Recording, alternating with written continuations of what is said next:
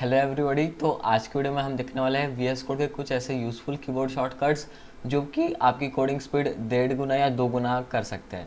तो देखिए, मैंने यहाँ नोटपैड में सारे शॉर्टकट्स को अलग अलग सेक्शंस में बांटा, जैसे कि कोड की एडिटिंग करने के लिए, फिर दूसरा लाइंस के लिए, वीएस कोड के लिए शॉर्टकट्स ये क्या होता है मैं आपको बताऊँगा, और फिर कुछ कॉमन शॉर्टकट्स। तो चलिए स्टार्ट करते हैं।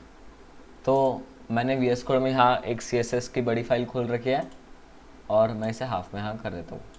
तो अब जो सबसे पहला और सबसे यूज़फुल यानी कि बेस्ट शॉर्टकट जिसे आप कह सकते हैं वो होगा मल्टी कर्सर का।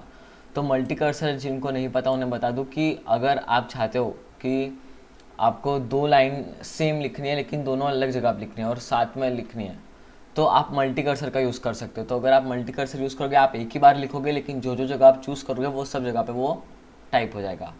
तो अब मैं आपको एक एग्जांपल देता हूँ कि जिसके अगर मैं चाहता हूँ कि जो डॉट आइटम जो है हमारा, देखिए हम HTML खुलते हैं और मैं चाहता हूँ कि जो ये दोनों डिव है इनको अपनी अपनी एक आईडी हो जाए। तो देखिए हमें यहाँ कर्सर करना है और फिर अल्ट प्रेस करके रखिए और फिर दूसरी जगह पे भी क्लिक कर लीजिए। तो ये देखिए मल्टी कर्सर दोनों पे आ गया है। अब आप कुछ भी टाइप करेंगे तो जो भी आएगा वो दोनों जगह सेम आएगा। फिर कभी कभी क्या होता है कि गलती से हम कहीं और टाइप सिलेक्ट कर देते हैं। देखिए जैसे कि अगर मुझे इसके एंड में सिलेक्ट करना था लेकिन मैंने यहाँ सिलेक्ट कर दिया, तो अब इसे हटाने के लिए आप उस पर फिर से क्लिक कीजिए और फिर आप यहाँ पे क्लिक कर सकते हैं। और अगर आप ये मल्टी कर्सर बंद करना चाहते हो तो सिंपली आप कहाँ पे भी टाइप कर लीजिए, कहाँ पे भी क्लिक कर लीजिए। अगला है placing multi cursor straight up और डाउन। तो अब समझिए अगर मेरे पास, मैं आपको एक एग्जांपल बताता हूँ, डॉट आइटम इंटू 9। अगर समझिए मेरे पास 9 है और मुझे सब में सेम कंटेंट लिखना है कि दिस इज़ अ पैराग्राफ, तो आपको क्या करना है, अगर आप माउस यूज़ करते हो तो ये आपके लिए माउस का जो व्हील होता है उसे आपको पकड़ के रखना है और नीचे स्ट्रेट स्क्रॉल करना है। अगर ये थोड़ा आजू बाजू हो गया तो कोई प्रॉब्लम नहीं, आप सिंपली उसे फिर से लाइन पे ला सकते हो और फिर आप साथ में लिख सकते हो this is a multi cursor. तो ये देखिए ये था मल्टी कर्सर का यूज़। और अब हम देखने वाले हैं कमेंट्स। तो कमेंट्स तो आपको पता ही होगी क्या होती है। तो अब अगर आपको समझिए अब मुझे इस लाइन को कमेंट में बदलना है तो सिंपली आपको क्लिक करना है कंट्रोल और ये जो स्लैश होता है इस पर। तो ये देखिए ये कमेंट हो गई, कमेंट आउट हो गई। अगर आप चाहते हो कि इतने सारे चीज़ों को कमेंट करना है तो हम ऐसे सिलेक्ट करेंगे और सीधा कमेंट। और अगर आप सिर्फ उसमें, अगर आपने फर्स्ट लाइन देखी पूरी टच भी नहीं की सिर्फ यहाँ तक की और अगर आप कमेंट करोगे तो भी वो ऊपर की लाइन खुद ब खुद कमेंट हो जाएगी। अगला हमारा एक यूज़फुल है फाइंड। अगर आपकी बहुत बड़ी फाइल है, समझिए अगर आपकी 500-600 लाइन की कोई आपने फोल्डर बनाया है और अगर उसमें आपको कोई प्रॉपर्टी सर्च करनी है, जिसके अगर मैं सर्च करना चाहता हूँ विड्थ, तो देखिए आपको करना है कंट्रोल F एंड फिर आपको सर्च करना है विड्थ, मतलब जो भी आप सर्च करना चाहते हो आप कर सकते हो। तो देखिए जितने बार यहाँ पे विड्थ लिखा है वो सबको बता देगा। तो इसमें होता है कि अगर आपको देखना है, अगर अब देखिए यहाँ पे 4 विड्थ है, तो अगर आपको ढूंढना है विड्थ तो एक तो आप ये अप डाउन एरो यूज़ कर सकते हो, लेकिन हम मिनिमम माउस का यूज़ करना चाहते हैं तो हम एंटर एंटर एंटर करके भी आप अगले अगले पे देख सकते हो। फिर इसमें आप देखेंगे कि ये फाइल के नीचे जाता है और फिर ऊपर आ जाता है। तो अगर आप समझिए थर्ड पे है और आपको सेकंड पे जाना है तो आपको प्रेस करना है control shift enter, shift enter, तो ये पिछले वाले पे जाएगा। ये देखिए अगर शिफ्ट एंटर करूँ तो ये पिछले वाले पे जाता है और सिर्फ एंटर करूँ तो ये अगले वाले पे जाता है। अब हमें अब अगला जो है वो है रिप्लेस। तो ये वाला बड़ा यूज़फुल होता है। अब अगर समझिए कि मैंने यहाँ पे लिख दिया this is a multi cursor, लेकिन अब मैं ये सारे मल्टी कर्सर को रिप्लेस करना चाहता हूँ दिस इज़ अ डिवीजन से। तो उसे करने के लिए कंट्रोल H दबाइए और फिर यहाँ पे आप सिलेक्ट कीजिए कि आप कौन सी चीज़ को रिप्लेस करना चाहते हो। तो मैं मल्टी कर्सर को रिप्लेस करना चाहता हूँ और किससे रिप्लेस करना चाहता हूँ, डिवीजन से। और जब आप एक एक बार जब आप एंटर दबाओगे तो देखिए एक एक हो जाता है खुद ब खुद। अगला है वर्ड रैप। अगर अगर आपने कभी इमेजेस ऐड की होगी तो आपने देखा होगा कि वो इमेज एकदम लंबी जाती है एंड तक, और अगर आप चाहते हो कि वो छोटे से इसमें आ जाए तो वो कैसे करें। तो देखिए मैं एग्जांपल बताता हूँ, मैं यहाँ पे लिख देता हूँ लॉरेम 500। देखिए अब ये 500 वर्ड्स की इतनी लंबी बन गई, आप यहाँ पे स्क्रॉल बार देख सकते हैं, ये इतना लंबा बन गया। लेकिन अगर आप चाहते हो कि ये सब इतने में आ जाए तो आपको प्रेस करना है अल्ट जेड। तो ये देखिए ये यहाँ पे कुछ इस तरह से आ गया। तो अल्ट जेड आपका इसमें बहुत यूज़ का है अगर आप उसे वर्ड रैप करना चाहते हो तो। फिर अगली है selecting all occurrence of a current element. अगर समझे आप मुझे ढूंढना है कि इस फाइल में डिवीजन कहाँ कहाँ लिखा है, तो आपको उस पर माउस क्लिक करना है जिसमें डिवीजन पे किया, और फिर आपको करना है कंट्रोल शिफ्ट एल। तो देखिए जहाँ जहाँ लिखा होगा वो वहाँ पे उसे कर देगा। तो इसका आप और एक काम कर सकते हो कि सबका आप एक साथ कट भी कर सकते हो, और ये मल्टी कर्सर की तरह भी काम कर सकता है। तो ये वाला बड़ा यूज़फुल है। तो हमारा अगला है अंडू लास्ट कर्सर ऑपरेशन। तो इसका क्या यूज़ होता है, समझिए मेरा माउस यहाँ पे था और फिर मैंने इसे ऊपर यहाँ लेके गया, और अब मैं चाहता हूँ मुझे देखना था कि पहले मेरा माउस कहाँ पे था। तो आप यूज़ कर सकते हैं कंट्रोल यू का, और फिर आप देखेंगे कि माउस जो है वो बराबर उस जगह पर चले जाता है। तो इसका यूज़ आपको कभी कभी आ सकता है जब आप गलती से कुछ टाइप करें तो, या आपका माउस हल जाता है गलती से, तो तब आपको यूज़ आ सकता है। फिर एक बड़ा यूज़फुल है फॉर्मेटिंग कोड का।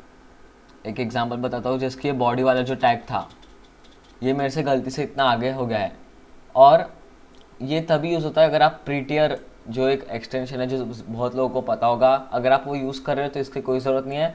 लेकिन अगर आप वो यूज़ नहीं कर रहे हो तो आपको क्या करना है, आपको प्रेस करना है शिफ्ट अल्ट एफ।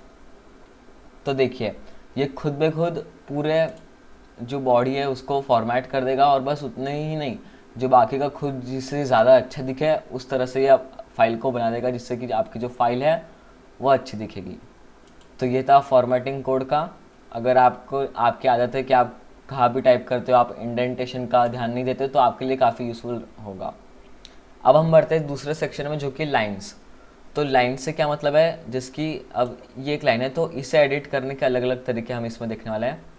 जिसकी अब अगर मुझे इस लाइन को करना है डुप्लीकेट, तो बस मुझे उस लाइन पे कर्सर मतलब क्लिक करना है, और फिर आपको करना है शिफ्ट अल्ट डाउन एरो। ये देखिए आपको जितनी कॉपीज़ चाहिए आप उतनी कॉपीज़ ले सकते हो। फिर अगर आप चाहते हो कि ये वाली जो लाइन है, अब हम सेकंड देखते हैं मूव लाइन। तो अगर आप चाहते हो कि आपको ये जो लाइन है आपको इसे नीचे लेके जाना है या ऊपर लेके जाना है, अगर समझिए मुझे इसे नीचे लेके जाना है तो आपको अल्ट प्रेस करके रखना है, और फिर आप इसे नीचे देखिए कुछ इस तरह से लेके जा सकते हैं, और फिर ऊपर भी खुद लेके जा सकते हैं। और इसका आप एक यूज़ देखेंगे कि देखिए अभी ये अंदर इंडेंट हुआ है, अगर आप इसके इंडेंटेशन देखेंगे तो एक्स्ट्रा है, लेकिन जैसे हम इसे ऊपर लेके जाते हैं ये बराबर इंडेंट खुद ब खुद हो जाता है। तो अल्ट डाउन से आप नीचे जा सकते हैं, अल्ट अप से आप ऊपर आ सकते हैं। अगला है डिलीट लाइन। अगर आपको लाइन ही डिलीट कर देनी है तो सिंपली दबाइए कंट्रोल एक्स, और देखिए वो लाइन पूरी डिलीट हो गई, और जो उसके नीचे का आइटम था वो बराबर उसके ऊपर खुद ब खुद आ गया है। मैं अभी यहाँ पे बना लेता हूँ लॉरेम 500। लॉरेम 500 क्या है, ये हमारा एमएड टूल है। अगर आपको नहीं पता गाइस तो आप मेरी वीडियोस देख सकते हो, उसमें मैंने बताया है। अब अगर समझे मुझे इस लाइन के एंड में जाना है तो मुझे सिंपली ये जो हमारा है go to end of line इसे यूज़ करना, और ये बड़ा सिंपल है। जो आपके कीबोर्ड पे जो एंड की एक होती है, सिंपली उसे दबा दीजिए, तो आप देखिए सीधा उसके एंड पे चल जाएंगे। चाहे कितनी बड़ी लाइन हो, आप सिर्फ एंड दबा दीजिए तो आप उसके एंड पे चल जाते हो।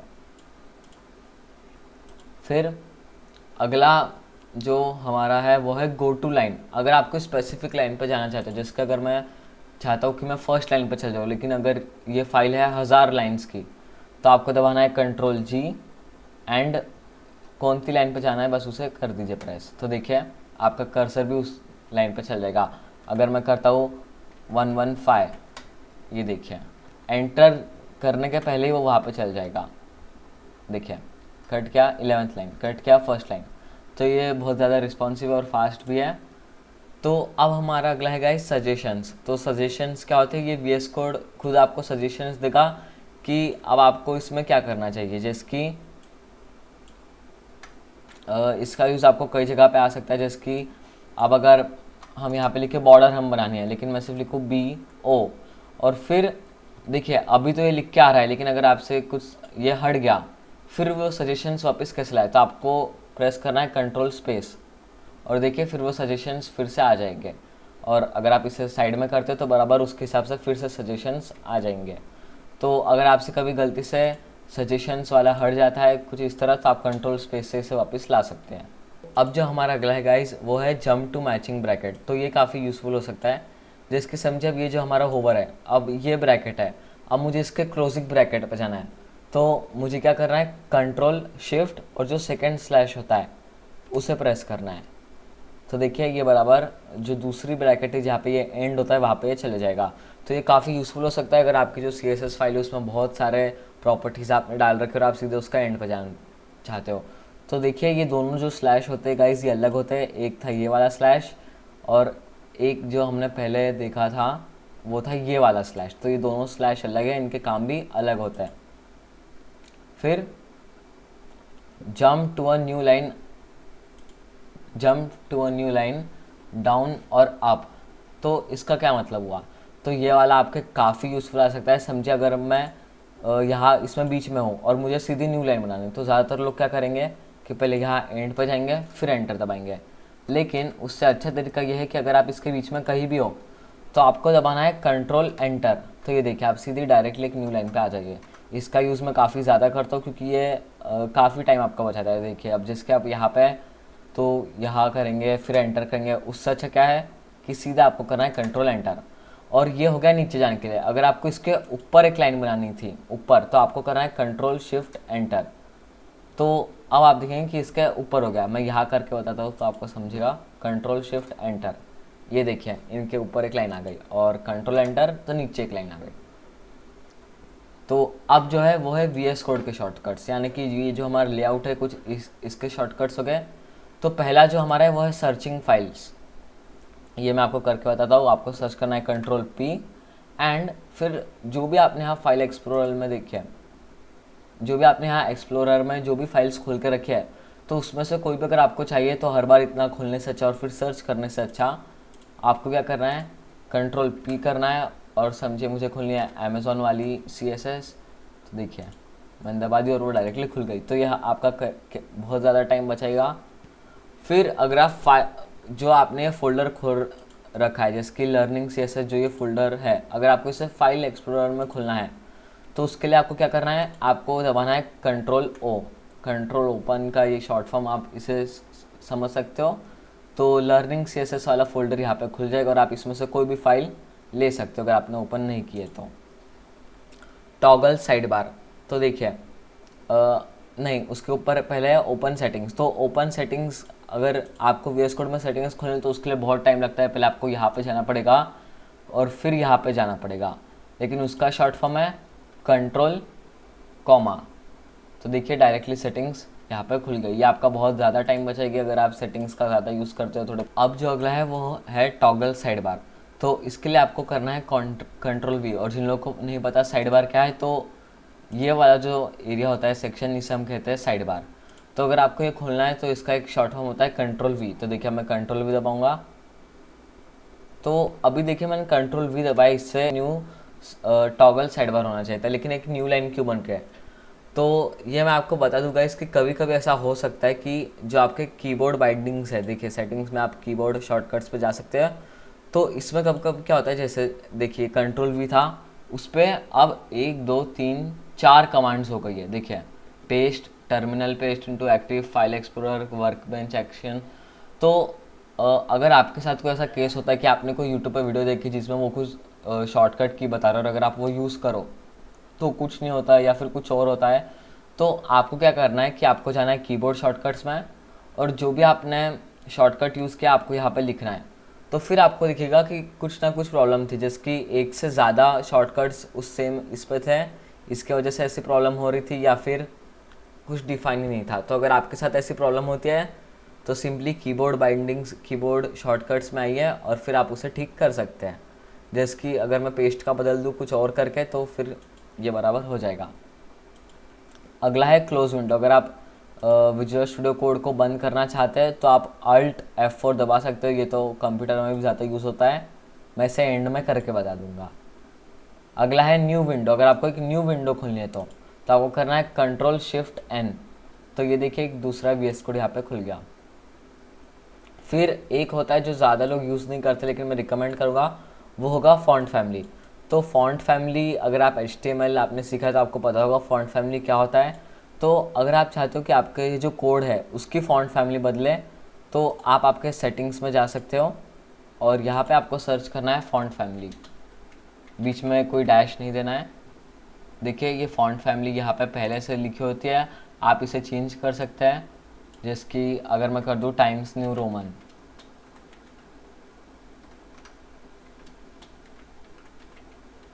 और कोलन हमें लगाना है। तो अब देखिए, अब आप देखेंगे, ये देखिए यहाँ का फ़ॉन्ट पूरा बदल चुका है। तो अगर आप आपका फ़ॉन्ट बदलना चाहते हो, अगर आपको नहीं पसंद कि ये कैसे लिखा है, तो आप इसे बिल्कुल यहाँ से बदल सकते हैं। ये देखिए अब ये दूसरा फ़ॉन्ट यहाँ पे आ गया। अब क्या होता है कि जब आप आगे जब कोडिंग एकदम एडवांस लेवल पे सीखोगे तो आपको क्या करना होगा कि आपको दो दो फाइल एक साथ खोलनी पड़ती है, कि ये आधे में एक फाइल, ये आधे में एक फाइल।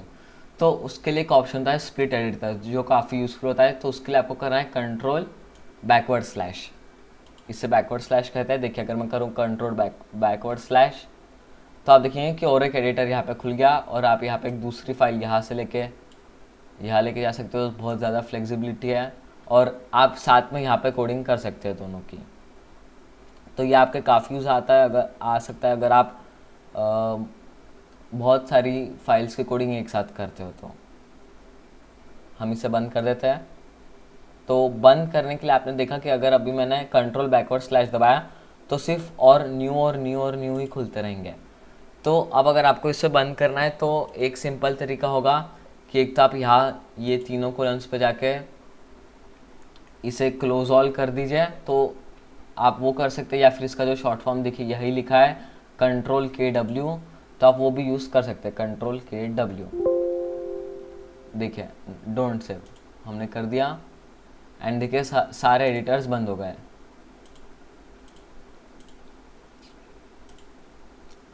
अब है हमारा टॉगल फुल स्क्रीन। ये तो बड़ा फेमस है F11। अगर आपको इसे फुल स्क्रीन में खुलना है, देखिए अभी यहाँ पे दिख रहा है यहाँ टास्क बार, लेकिन अगर मैं F11 दबाऊँ तो अब ये फुल स्क्रीन हो गया है। और अब देखिए कोई भी आपको डिस्टर्बेंस बाहर की नहीं दिखेगी और आप फुल्ली फोकस्ड होकर कर सकते हैं कोडिंग। अगले कुछ कॉमन जिसकी अंडू रीडू, अगर आपको नहीं पता तो बता दूं।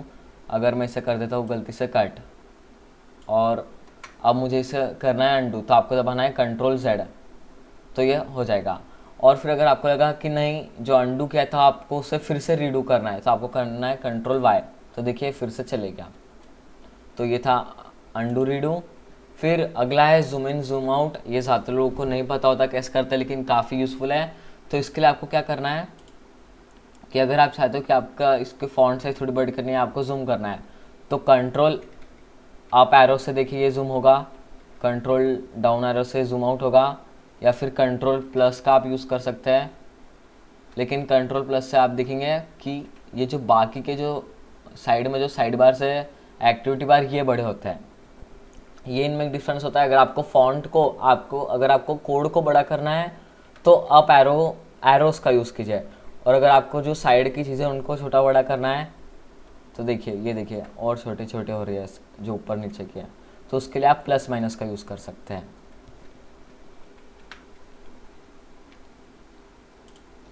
तो गाइज़ ये थे हमारे कुछ यूज़फुल कीबोर्ड शॉर्टकट्स जो हमने देखे हैं।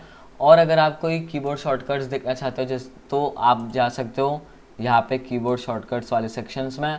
और अगर देखिए यहाँ पे इतने हज़ारों होते हैं। अगर आप कोई भी चीज़ का शॉर्टकट देखना चाहते हो, जैसे कि फाइंड का हम देखते हैं, तो ये देखिए यहाँ पे बहुत सारे आएंगे, तो आपको और स्पेसिफिक होना पड़ेगा। अगर मैं चाहता हूँ फाइंड नेक्स्ट, तो ये देखिए ये फाइंड नेक्स्ट का आ गया, तो उसका एंटर जैसे कि हमने सीखा था। और यहाँ पे आपको उसका और एक दिखेगा, F3 भी उसका है। तो गाइज़ आज के वीडियो में हमने अलग अलग कीबोर्ड शॉर्टकट्स देखे हैं, उनके यूज़ देखे हैं। और इसके अगली जो वीडियो आने वाली है गाइज़ वो है एमेट टूल्स की। एमेट टूल्स अगर आपको नहीं पता है तो मैं आपको वीडियो में बता दूंगा, जो कि बहुत बहुत बहुत ज़्यादा यूज़फुल होता है अगर आप कोडिंग करते हैं तो आज के वीडियो में इतना ही गाइज़। और हमें जो विंडो बंद करनी थी तो अल्ट F4 दबाया, तो ये देखिए वो विंडो बंद हो चुकी है। आज के वीडियो में इतना ही गाइज़, थैंक यू।